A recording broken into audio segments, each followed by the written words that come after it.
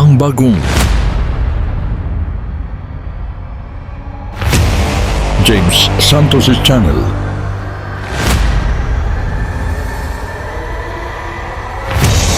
Bagong tema, bagong boses, may komentaryo. Ang pangangaral ni Brother Eli Soriano.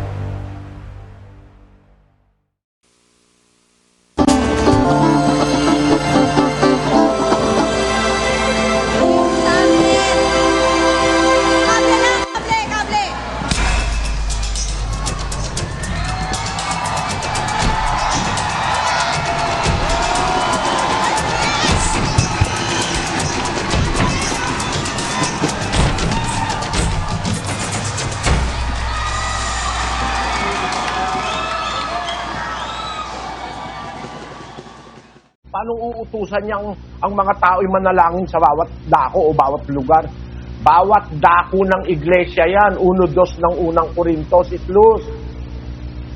Sa iglesia ng Diyos na nasa Korinto, sa makapitbagay sa mga pinapaging banal kay Kristo Jesus na tinawag na mga banal, na kasama ng lahat ng mga nagsisitawag sa bawat dako. Ayon, sa bawat dako ng iglesia, tumatawag sila sa Diyos. Merong nasa Corinto, merong nasa Efeso, nasa Pergamo, nasa Tiatira, nasa Roma, nasa Sardis, sa Laodicea, nasa Thessalonica. Bawat dako may nananalangin. Yun ang sabi ni Pablo sa 2:8. So, ibig ko, ang mga lalaki sa Greek, kaya lang, pagkakasalin sa Tagalog, ang mga tao, hindi tama eh. Ang nakasulat doon, ibig ko ang mga lalaki sa Greek, aman, aner. It is literally a man, no? An individual male, no? Ibig ko, ang mga lalaki magsipanalangin sa bawat dako, lalaki sa iglesia, hindi ito hindi ito mga bahawla, hindi ito yung mga iba-ibang iglesia. Paano mo naman susundin ka ba naman nun eh? Yung mga Hudyo nga, kalaban ni Pablo eh. Mga kalaban ni Kristo eh. Paano mo sasabihin, mga tao eh, mga lalaki, sa bawat dako eh, kahit saan, kahit anong iglesia? Hindi. Sa iglesia ito, tinuturo niya sa iglesia. Ibig kong ang mga lalaki manalangin sa bawat dako, no? Gayon din naman ang mga babae, manalangin din na magsigayak ng mahinhing damit sa pananalangin. Dapat may mahinhing damit na yung damit na yon, yung nasa gis, na ang babae nararapat magpakabanal sa magitan ng mabubuting gawa. Sa panahon kasi ng kapatid na Perez, ang interpretasyon dito, gayon din naman ang mga babae, no? Ibig sabihin, ang mga lalaki dapat magdamit ng mahinhing damit. Gayon din naman ang mga babae, mahinhing damit. Hindi yun ang konteksto eh. Ang konteksto, pananalangin. Umpisa sa versikulo 1. Nakasakay ka, Brad Dani? Opo, kapatid na Eli. Ganun po pala, kahit po ako, ganun din po ang intindi ko, na yung 2:9, parang independent na sitas na yun ay nakaukol talaga sa babae. Ukol doon sa pagdadamit na literal.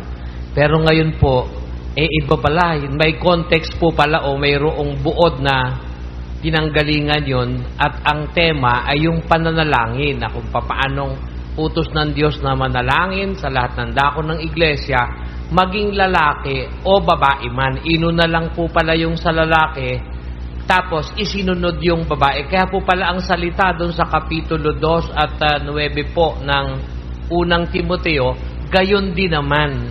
Ibig sabihin, meron na po siyang pinanggalingan na context. Yun po. Hindi ko po alam yun, kapatid na Eli, dati. Salamat po sa Diyos. Ako, di ko rin alam yun. Salamat. Di ko rin alam yun. Dahil sa panahon ng kapatid na Per, di naman ganun ang pagkakilala namin. Kahit tanungin mo si kapatid na Army. Hindi ganun eh. Akala namin kung paano yung lalaki mahinhin damit ang ibibihis, ganun din ang babae magbibihis ng mahinhin damit. Pero ang pinanggalingang konteksto, ibig niya ang mga lalaki manalangin na may unat na kamay, na banal na bisig. Ibig sabihin, gumagawa yung lalaki ng mabuti. Ibig niya ang lahat ng lalaking gumagawa ng mabuti, manalangin sa lahat ng dako ng iglesia. Lahat ng kapatid na sumusunod, gumagawa ng mabuti. Gayon din naman ang mga babae, manalangin din na mayroong damit na mahinhing damit na yun nga yung mabubuting gawa. Pareho rin yung lalaki. Nakakuha mo yon, Sis Luz? Opo, awa ng Diyos, Brad Eli. Yun nga po, dati, ang ganun din ang kuha ko na yung gayon din naman, kung paanong magsusuot ng mahinhing damit yung lalaki, dapat ang lalaki, mahinhing din ang damit.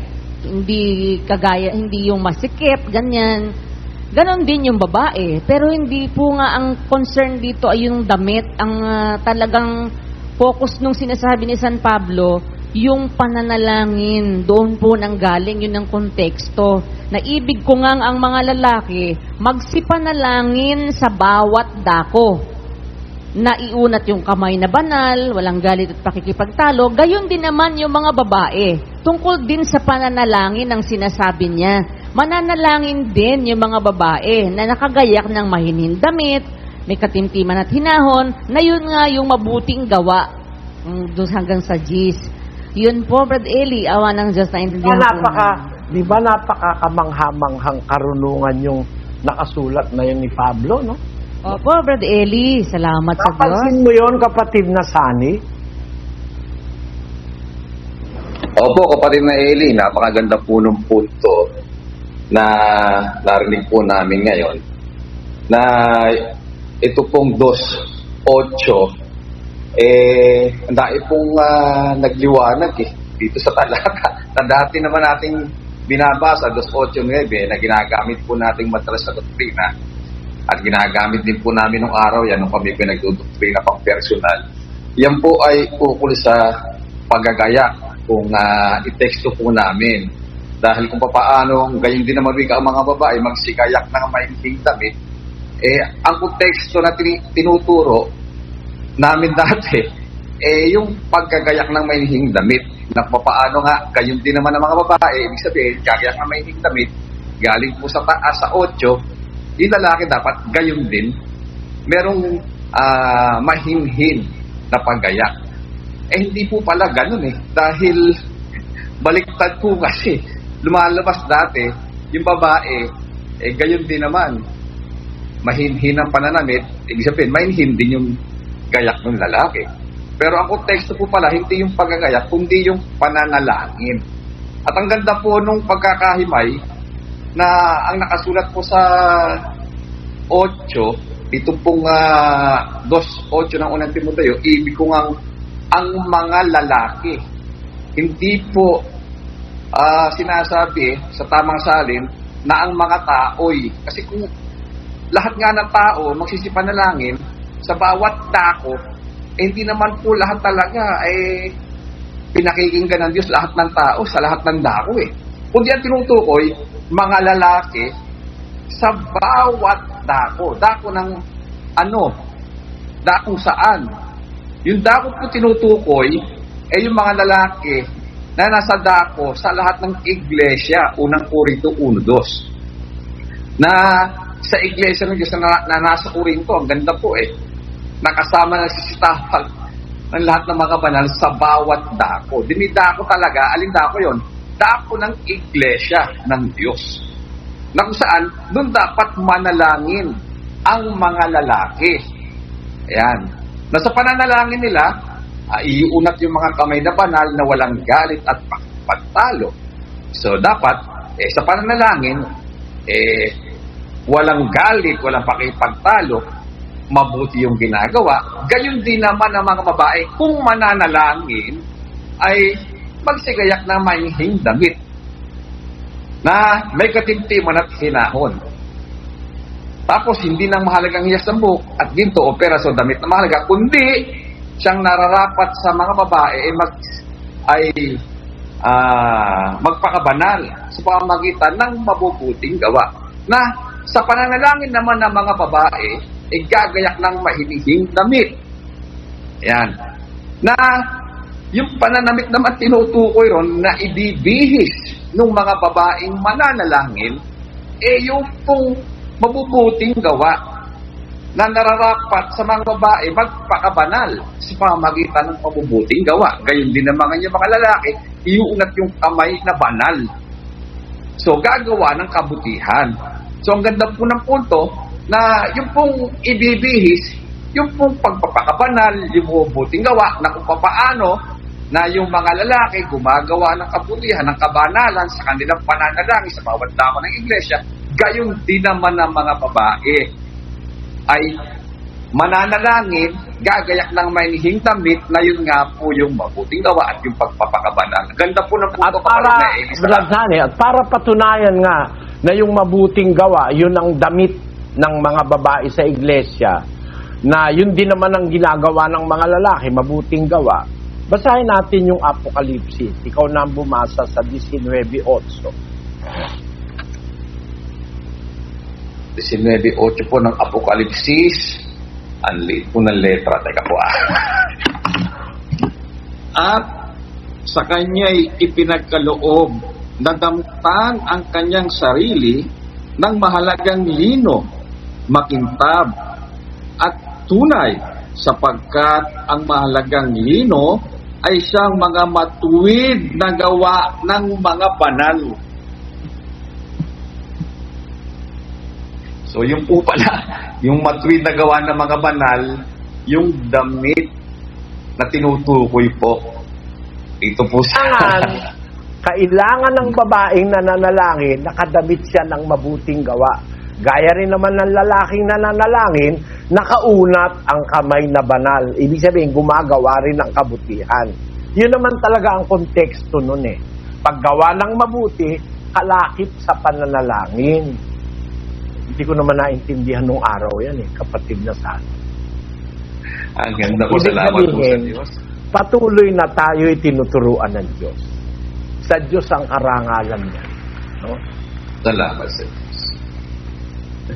Tingnan natin kung nakuha ni kapatid na Joseph. O unahin muna natin si kapatid na Army. Diba, Brad Army, saksi ka. Hindi naman ganyan sa panahon ni kapatid na Perez.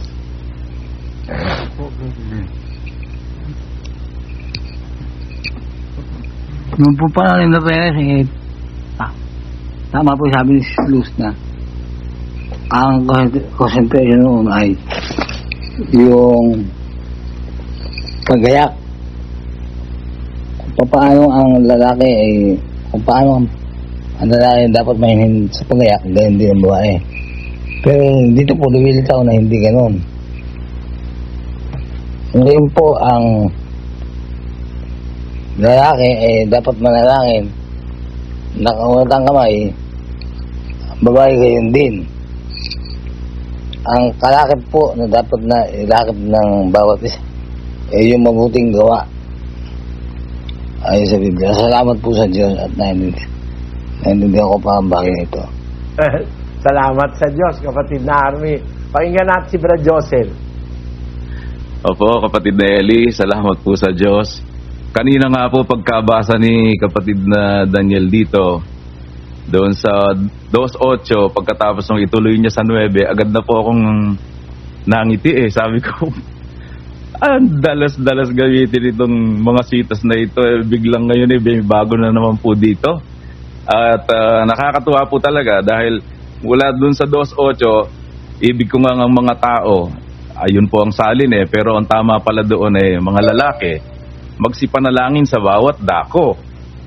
Hindi po ibig sabihin ito sa lahat ng lugar sa mundo. May dako na specific mong tinutukoy. At nakuha po natin yon doon sa 1:2 ng unang Korinto na sinasabing yan po'y dako sa iglesia.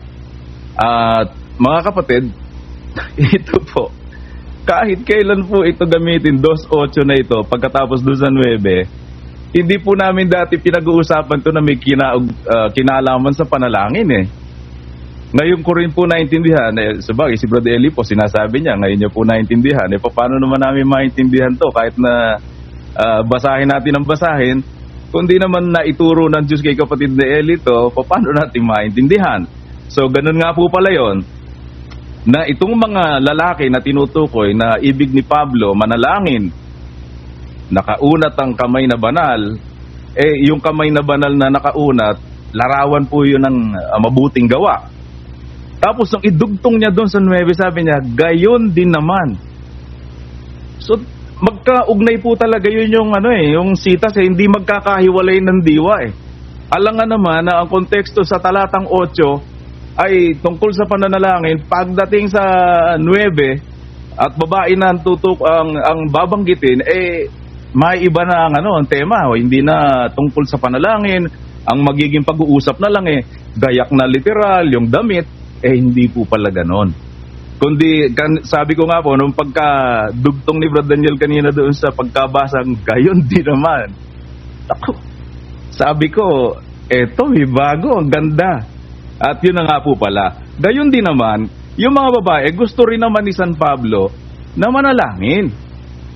Pero, hindi ang puro ibig sabihin niya dito, puro damit na literal, na kung paano yung naririnig natin sa doktrina tungkol sa pananamit, kundi, ang tinutukoy nga, yung mga babae, kailangan may gawang mabuti rin. Yung kanilang pananamit na sinasabing mainhin at may katimtiman at hinahon, yun yung sinasabi rin sa ating binasa sa 19:8 ng Apokalipsis, na yun nga po yung mga mahalagang lino na siyang matuwid na gawa ng mga banal. So, ito po, talagang magkaugnay. At ito, ang buong konteksto pala nito, nag-umpisa sa talatang 1. Kaya hindi talaga maliligaw po doon sa track na yun yung diwa na tinutukoy na sabi nga ni Pablo dyan sa 1, una-una nga sa lahat ng mga bagay, ay niaaral ko na manaing, manalangin, mamagita, na magpasalamat na patungkol sa lahat ng mga tao. At pati mga hari, lahat ng nangasa mataas na kalagayan, upang tayo mga buhay na tahimik at payapa sa buong kabanalan at kahusayan. Ito'y mabuti at nakalulugod sa paningin ng Diyos na ating tagapagligtas. Talagang ito po'y gusto talaga ng Diyos ito na gawin natin. Kaya tama-tama, very timely po. Dito sa ating kinalalagyang sitwasyon ngayon, sa kalagayan ng mundo, tama po na ipaunawa ng Diyos ito sa kapatid ni Elit, kapatid na Daniel, para magawa natin ito, mga kapatid. At dagdag na bonus itong naintindihan natin na pagkapala tinuloy-tuloy mo na to, makakarating ka ng 8 talatang 9, hindi pala ganun kababaw yung makukuha natin po doon, kapatid na Eli. Nagpapasalamat po ako sa Diyos dahil ang tagal po natin nga talagang ginagamit ito. Lagi naman pagka ang tema po pananamit, nagagamit po natin itong talatan to Pero hindi ko nga po maalala kung paano may ipagkakataon ba na ito'y ginamit natin tungkol sa pananalangin. Wala pong ganun Pero ngayon po, nakita ko po yung malaking kaugnayan nito mula talatang 1 hanggang 8 at naging talatang 9. Magkakadugtong po itong mga talatang ito sa konteksto. Talagang salamat po sa Diyos na maraming salamat, kapatid Dareli. Salamat sa Diyos. Wala naman tayong ibang masasabi, kundi salamat sa Diyos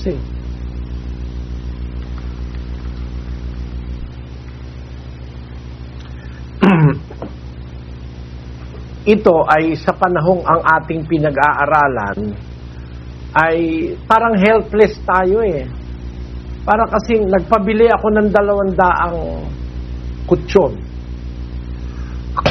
Malaking halaga rin Naisip ko, doon pala sa Espanya, wala nang kutsyon. Doon na mismo inilalagay yung may sakit sa pasilyo. Nakita ko sa internet. Kung ito mangyari sa Pilipinas, mayaman ng Espanya. Sa Espanya, nangyari yun. Sa Italia, mayaman din. Nangyari sa kanila, wala nang mapaglagyan ng tao. Kung mangyari ito sa Pilipinas, saan mo ilalagay ang mga tao? Kaya, nag-iisip kami ng kapatid na Daniel, makatulong sa tao, hindi lang sa kapatid, pati hindi kapatid, maglagay kako tayo ng isang parang isolation place. Yung merong mga sintomas, mailagay doon, matulungan, magamot. Kailangan natin ng kama. Nagpabili kong kama, 200 kama na kutsyon. Tapos, nagpabili ko ng libu-libong dextrose. Yung naiisip ko, habang dumadating yung balita, kahapon daw, ang namatay sa Amerika, 1,000. Naku, saan natin ilalagay yung 1,000 kung sakaling... kasi kaya marami nang namamatay, di na nila kaya eh. Kagaya sa Italy, hindi na maharap ng doktor, kulang na ang doktor, pati doktor nagkakamatay na. Meron na palang 50 doktor na gumagamot, ang namatay na rin sa Italia, mga kapatid. Nakakalagim, tamang-tama yung nasa Biblia na bibigyan ko kayo ng salot na kamangha-mangha. Nakakamangha ang sabi doon sa isang talata ng Deuteronomio 28:59 ng Deuteronomio 6. Kung magkagayoy, gagawin ng Panginoon na kamangha-mangha ang salot sa iyo, at ang salot sa iyong binhi, malaking salot, at totoong malaon, at kakilakilabot na sakit, at totoong malaon. Hindi po pwede itong mabilis. Malaong salot, kakilakilabot na sakit. Nangyayari ito ngayon eh. Ang may sabi nito, ang Diyos na hindi nagsisinungaling. Pagka patuloy na ang tao'y hindi susunod sa Kanya, magpapadala siya ng malalaking salot na totoong malaon, kakilakilabot na sakit, totoong malaon. Basahin natin ito sa 6 na wika.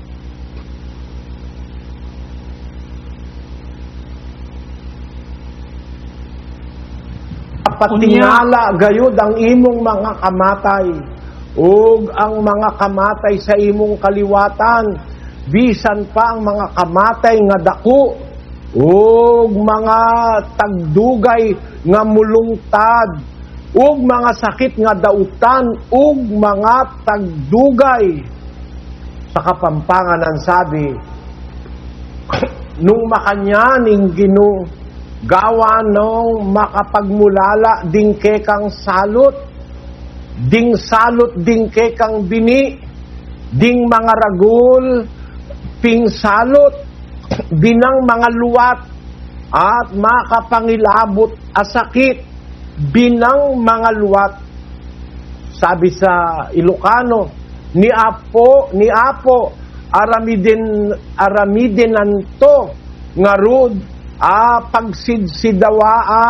daawan, dagiti didigram, ket dagiti didigra ti putut mo, didigra dagita adakel ken mabayag unay, ken nalut-ut asaksakit ken ti mabayag unay. Mabayag, matagal, malaon. Doon sa Bicol naman, kapatid na Mel, wala ka ba riyan? Dito po, kapatid na Eli. Dadagdaganin kagurangnan na makangangalas an sa imong mga damat, asin an mga damat kan sa imong banhi. Darakol, asin mga danay na damat, asin mga mararaot, asin mga haloy na mga helang. Niyan, himuon sang Ginoo nga katingalahan ng imo mga kalalatan. Kag ang mga kalalatan sang imo kaliwat, bisan ang dalagko nga mga kalalatan, kag madugay gid, kag tama nga mga kasakitan, kag madugay gid. Hindi tayo nananakot, mga kapatid. Naniniwala tayo sa Diyos. Ang Diyos ay hindi nagsisinungaling. Pagka tayo'y magpapakasama ang mga tao, mararanasan ito ng sangkatauhan. Ito na nga ang isa sa pangyayari sa ating panahon na ito, mga kapatid. Kaya, nababahala ako. Merong kapatid na nag-text sa akin, parang ang payat mo, Brad Eli, sabi niya. Siguro dahil hindi ako nakakatulog ng mahaba, talagang halos gabi-gabi puyat ako. Tapos nag-iisip ako ng paano ba ang paghahanda. Nagpabili ako ng tuni-tuniladang manok, baboy, baka, para dyan sa sentral, para sa inyo, naaalala ko kayo mga kapatid. Nagpabili rin ako ng mga libu-libong dextrose para kung merong maitutulong tayo sa inyong mga kamag-anak, kahit hindi kapatid, gamot, ganun din, nagpabili ako. Naiisip ko, kung mangyari sa Pilipinas yung nangyayari sa Amerika ngayon, napakayamang bansa pero wala silang gamot. Kulang na sila, wala silang mask. Kung mangyari yun, kahit anong gawin ko, hindi ko kayang gawin eh. Hindi natin magagawa. Biglang pumasok sa isip ko, yung hindi natin magagawa, magagawa ng ating Diyos, mga kapatid.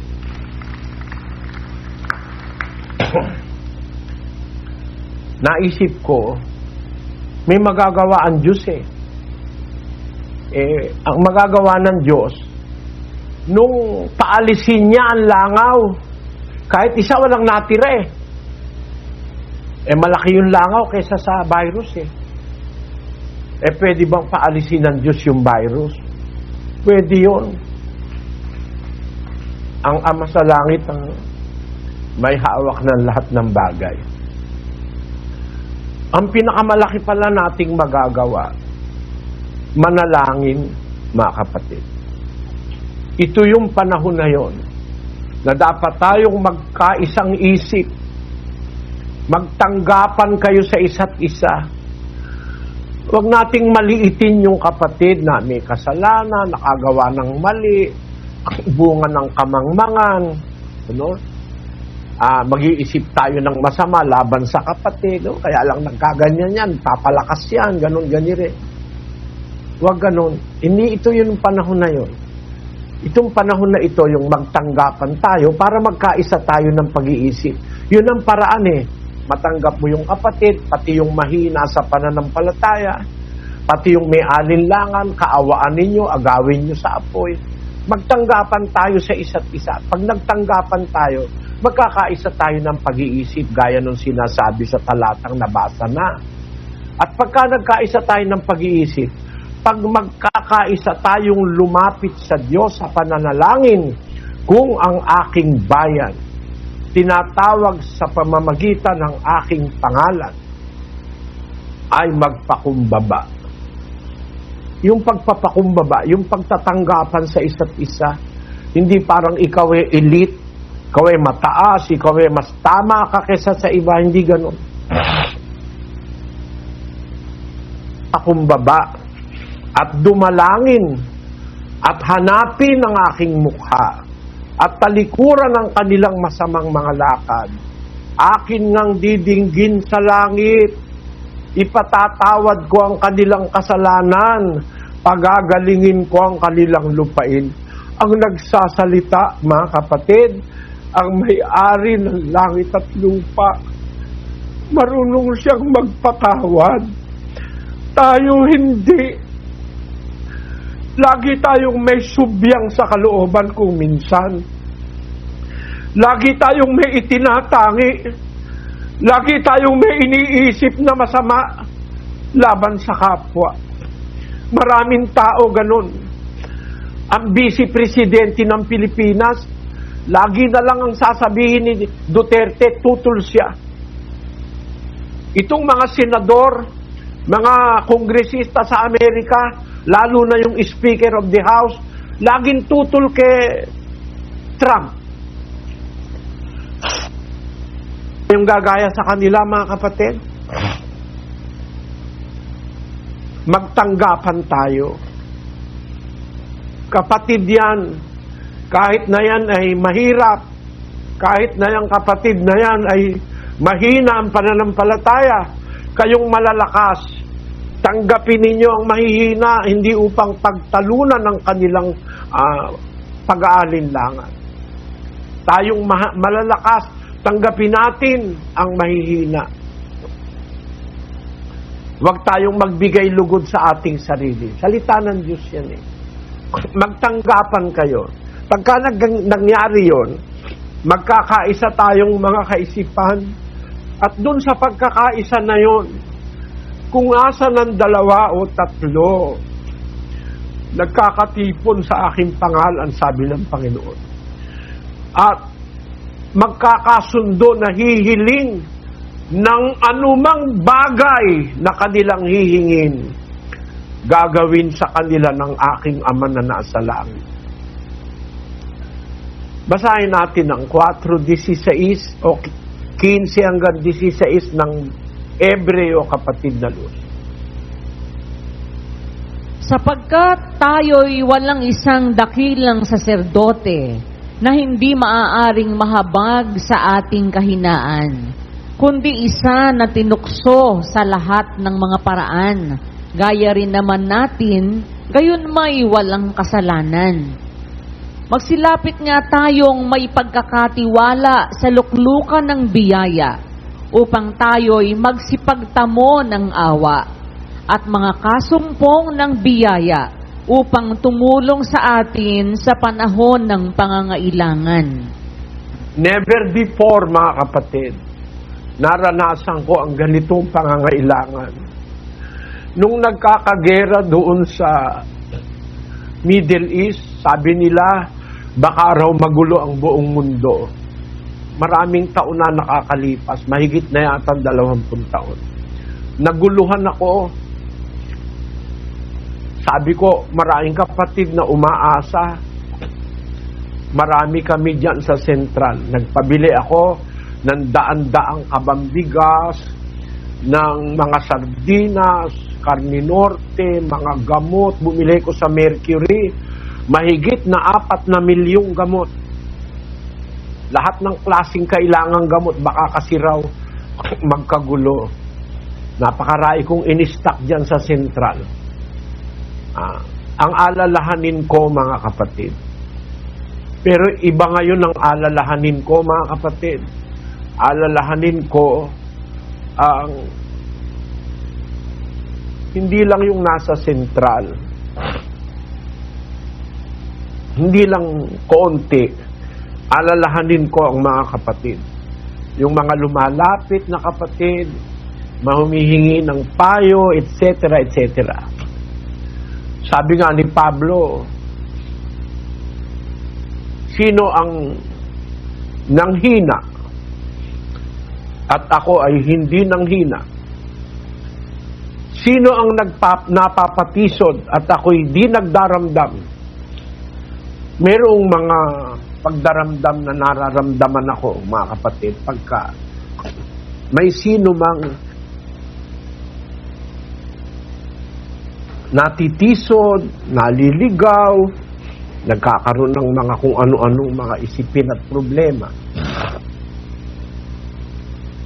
Nararamdaman ko. Itong salitang ito ng Apostol Pablo, sabi niya, wala tayong isang dakilang saserdote, si Kristo yon, na hindi maaaring mahabag sa ating kahinaan. Ibig sabihin, meron tayong dakilang saserdote na nahahabag sa ating kahinaan. Isa na tinukso sa lahat ng mga paraan, gayon man, gaya rin naman natin, gayon may walang kasalanan. Kaya sabi ni Pablo, kung mo maunawain ang ating dakilang saserdote, ang Panginoon Kristo, parang nasasabi ko nga sa mga kasama ko, napakalaki pala ng problema ng Diyos, kaya na-propose ko yung isang pag-aaral na ang complexity ng buhay. Napakalaki ng problema ng Diyos. Wala namang kasing mapagmahal kaysa sa Ama. Wala namang kasing mahabagin kaysa sa Ama.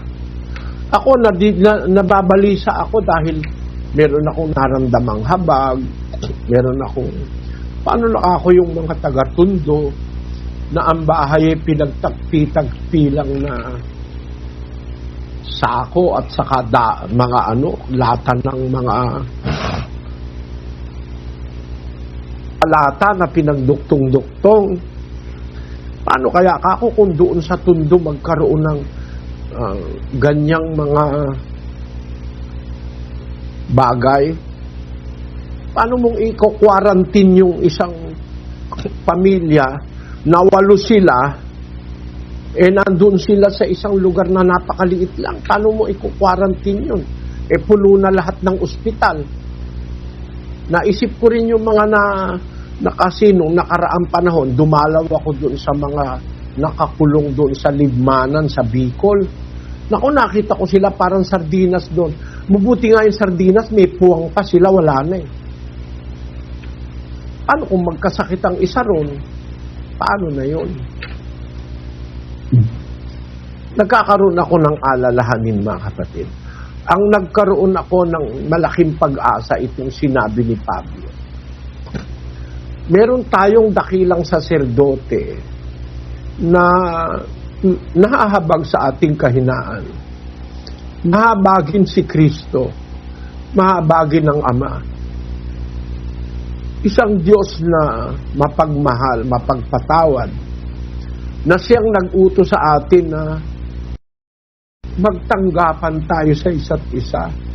Alisin natin yung pagtatangi ng tao. Mga kapatid, mahalagahin natin ang lahat ng kasama sa pananampalataya sa Diyos. Mahabagin si Kristo, mahabagin ng Ama. Ang sabi niya sa 16,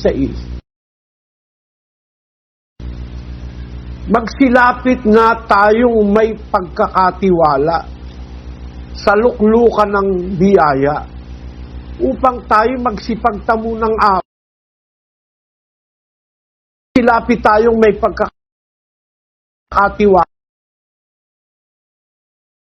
sa luklukan ng biyaya, mga kasumpong ng biyaya upang tumulong sa atin sa panahon ng pangangailangan. More than ever, kailangan natin ng Diyos, ang ating Panginoong Jesus, ang Espiritu Santo. Yung salita, nagbibigay lakas loob sa atin, mga kapatid. Magsilapit tayong may pagkakatiwala.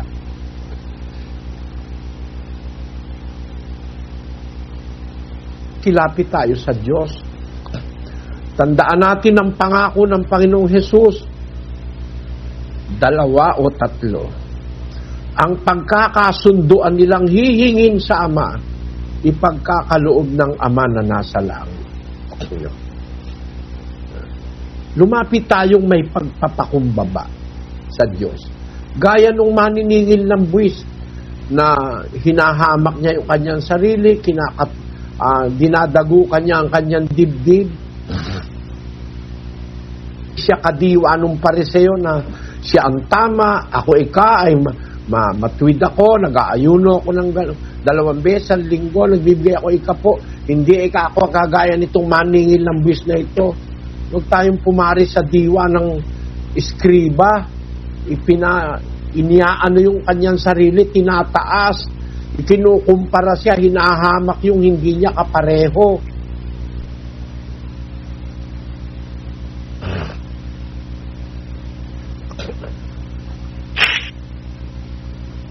Pagdamdam, pagka nakakakita ako ng gano'n na tinuturuan mo ng aral parang laging may masamang isipin sa kapwa. Ba't ka gano'n? Ba't ka gano'n? Ba't ka gano'n?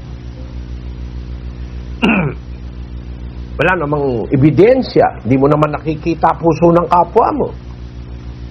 Baka ikaw nagpapalakas yan. Gusto lumakas. Kay ingkong. Huwag ganun. Huwag ganun, mga kapatid. Di mo naman nakikita puso Magtanggapan tayo. Magpakababa tayo.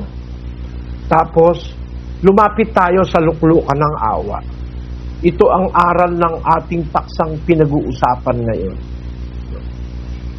Kaya, makipagkaisa tayo sa isa't isa, sa kapatiran, na tayo ay humingi ng awa sa Diyos, mga kapatid. Hindi lang para sa ating sarili, para sa buong mundo. Panalangin natin pati yung mga namiminuno, mga presidente, na sana wag mabigo si Presidente Duterte.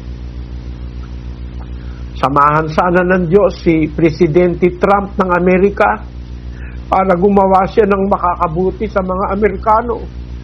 Kasi marami tayong kapatid sa Amerika, mga kapatid. Marami sa kanila health workers. Nandoon sila sa sa harapan ng nasa front line sila. Magkaisa tayong humingi ng awa sa Diyos na ang ating pinanghahawakan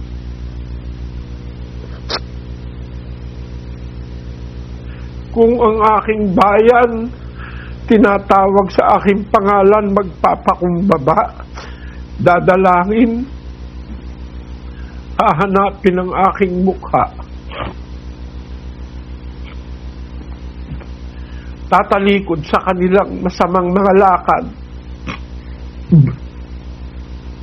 didinggin ko sa langit, ipatatawad ko ang kanilang mga kasalanan, pagagalingin ko ang kanilang lupain.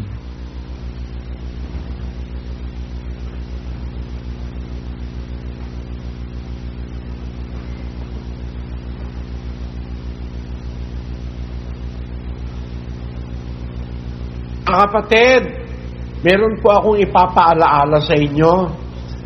Sandali lang po. Doon sa Santiago, meron pong sinasabi roon, samantalang nasa lockdown ang buong mundo, meron tayong kalayaan na magagawang malaya na isang mabuting bagay na pakikinabangan ng lahat. Ang sabi po doon sa aklat ni Santiago ay, sandali lang po,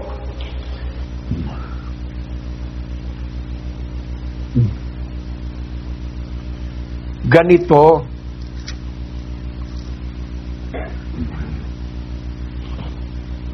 sa 5:13, kapatid na Luz, pakibasa mo. Nagbabatabaga ang sino man sa inyo, siya'y manalangin. Natutuwa ang sino man, awitin niya ang mga pagpupuri. Ayan.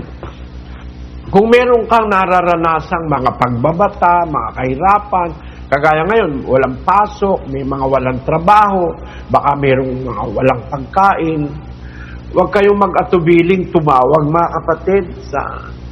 Nagpahanda kami ng kapatid na Daniel kahit na utang lang.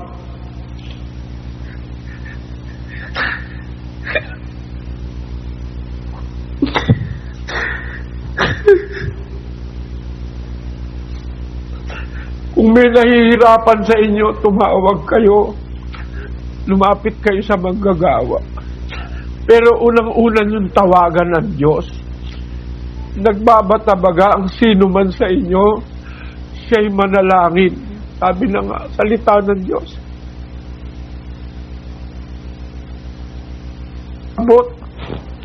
Pero magkakatulong-tulong tayong magkakapatid para maibsan ang inyong mga maaaring maging problema.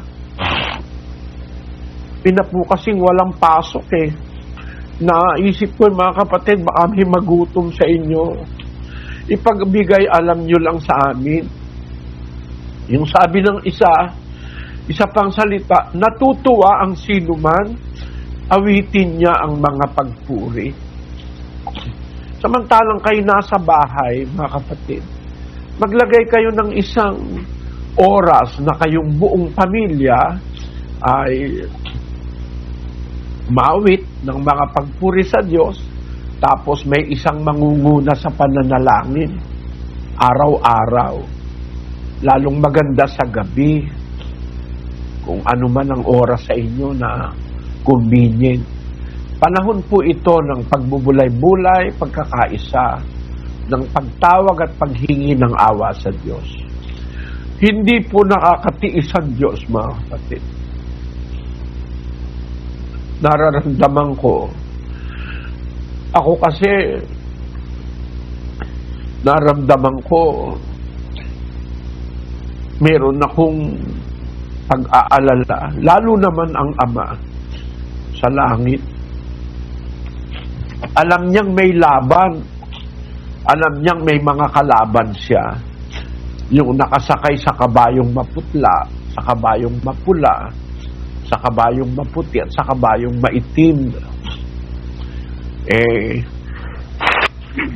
Samantalang gusto niya na lahat ng tao maligtas, meron namang gumagawa ng problema para ang tao mapahamak. Maraming alalahanin ang Panginoon. Nakasulat po yan sa Biblia. Sabi niya, samantalang sinasabi niya sa Ephraim ang kasamaan na kanyang gagawin, sa likod nun, sa kaibuturan ng kanyang puso, nag-aalala ang Diyos para kay Ephraim. Basahin natin yung talata.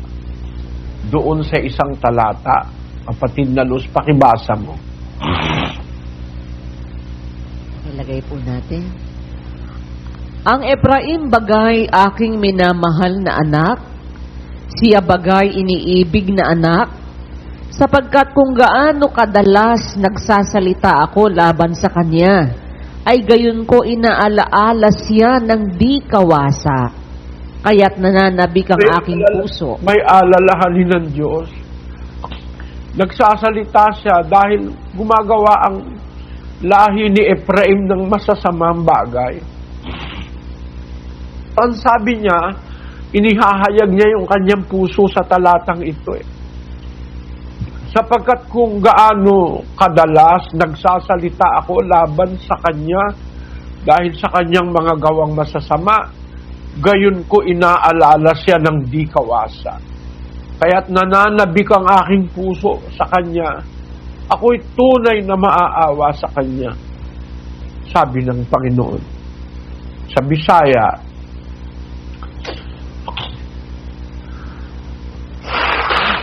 Si Ephraim ba ang akong minahal nga anak? Pinalangga ba siyang anak? Kaysa nakadaghan ako magsulti bato kaniya. Ako sa mainiton gayod, nahanumdum gihapon kaniya. Busa ang akong kasing-kasing nangandoy kaniya. Ako sa pagkamatuod, maluoy kaniya, nagaingon ang Ginoo. Imwari, pakamalan king anak. Metong yawaring palsinta na anak. Uling nungnuan ti dalas, ing pamanyabi ko sa langkeya. Gaganakan ke pangmayap, inyapin ing puso ko, kukutog iyadikil kaya. Tuli ang mikalunos ko kaya nga nalinggino. Ni Ephraim ayati ay ayatek nga anak ko, iso ayati dongdongwen nga anak, tano maminano nga agsauak iti maibustor ken kuana, si papas nagakpailaeng amang lagip ken kuana, gapuna ati pusok mailiw ken kuana, kinapudno na addanto kaasik ken kuana una ni Apo. Bakong si Ephraim, mahal na aki sa sakuya? Bakong si Ephraim, makawiwiling aki? Tara poon pagtaram ko, dapit sa iya. Danay ko siyang nagigirumduman. Kaya ang sakuyang tulak, nagkataranyog nin huli sa iya. Mahuyo akong magkakaigwa sa iya nin pagkaherak, sabi nin kagurangnan. Si Ephraim bala ang akon pinakamahal nga anak, pinalangga bala siya nga bata, kaysa masunsun nga nagapamulong ako batok sa iya, ginapanumdum ko pa siya sing hanuot, gani ang akon tagipusoon, ginahidlaw sa iya, sa pagkamatuod, magakaluoy ako sa iya, nagasiling ang Ginoo. English ang sabi, Is Ephraim my dear son? Is he a pleasant child? For since I spoke against him, I do earnestly remember him still. Therefore my bowels are troubled for him. I will surely have mercy upon him, saith the Lord. Tinan niyo yung pagmamahal ng Diyos, gumagawa ng masama ang lahi ni Ephraim. Pero ang sabi ng Diyos dun sa translation sa English, ang ganda, oh. Therefore, my bowels are troubled for him.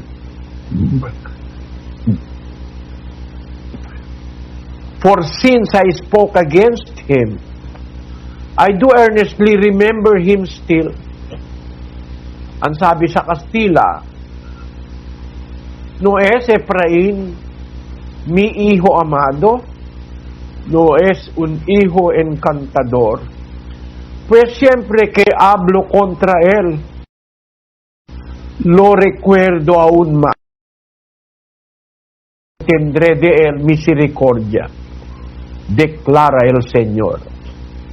Sa Portugués, não é Efraim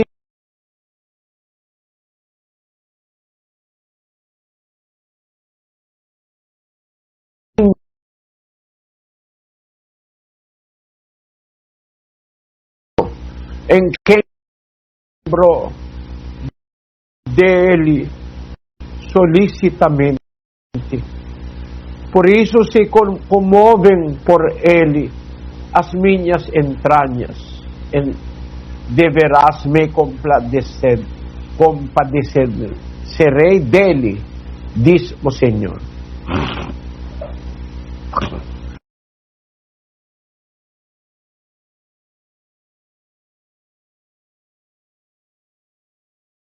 Do Senhor a nosotros. Ng pakiramdam ng Panginoon para sa This atin. verse gives us an insight of how merciful our Lord God is. Sana lagi tayong makiusap, mga kapatid, araw at gabi. Sa mga tahanan ninyo, umawit tayo ng mga papuri sa Diyos. Manalangin tayo sa araw at gabi. Magandang araw sa inyong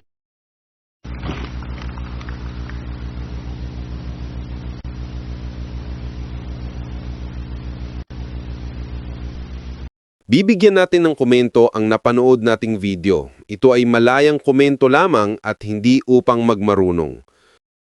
Ang bibigyan natin ng komento ay ang nasusulat sa unang Korinto, Kapitulo 1, versikulo 2 na ang sabi, sa Iglesia ng Diyos na nasa Korinto, sa makatuwid, bagay sa mga pinapaging banal kay Kristo Jesus na tinawag na mga banal na kasama ng lahat ng mga nagsisitawag sa bawat dako sa pangalan ng ating Panginoong Hesukristo na kanila at ating Panginoon.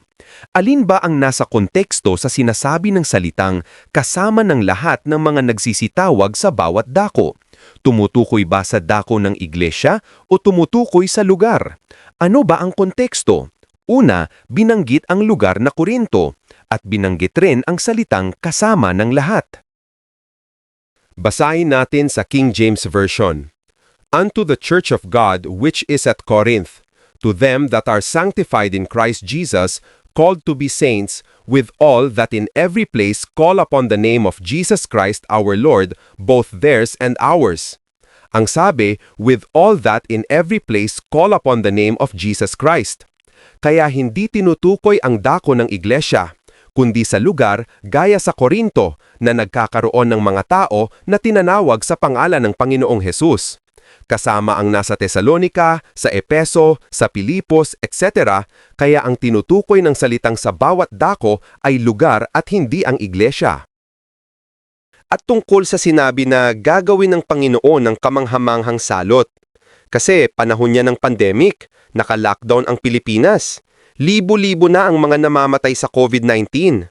Ang salot na COVID-19 ay hindi gawa ng Diyos. Gawa yan ng tao na nag-umpisa sa laboratorio sa China. Malamang na gumagawa sila ng biological warfares na gagamitin sa digmaan. Kaso, aksidente na nag-leak at nag-spread sa buong mundo. Kaya hindi lahat ng salot ay gawa ng Diyos.